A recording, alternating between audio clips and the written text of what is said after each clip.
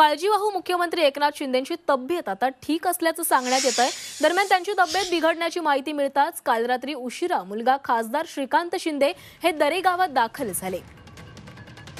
तर काळजीवाहू मुख्यमंत्री एकनाथ शिंदे यांची प्रकृती काहीशी खालावलेली होती, मात्र त्यांची आता तब्येत ठीक असल्याचं सांगण्यात येत आहे। प्रकृतीच्या कारणास्तव ते काल दिवसभर घराबाहेर देखील पडलेले नव्हते। डॉक्टरांनी त्यांना विश्रांतीची सल्ला दिलेला होता आणि आता त्यांच्या तब्येतीमध्ये सुधारणा झाल्याचं कळते। त्यांची तब्येत आता ठीक असल्याचं सांगण्यात येत आहे।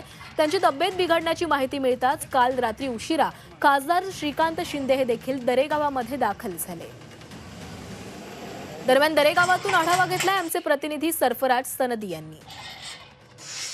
काळजीवाहू मुख्यमंत्री एकनाथ शिंदे हे गेल्या 3 दिवसांपासून सातारा जिल्ह्यातल्या दरे या त्यांच्या गावी मुक्कामाला आहेत।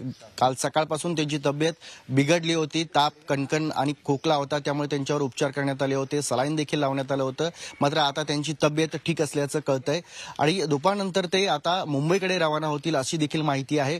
त्यांच्या तब्येत बिघडल्याची माहिती मिळताच त्यांचे सुपुत्र खासदार श्रीकांत शिंदे हे रात्री उशिरा जे आहे दरे गावामध्ये पोहोचलेले आहेत आणि आता दुपारनंतर ते मुंबईकडे रवाना होतील अशी माहिती कळते।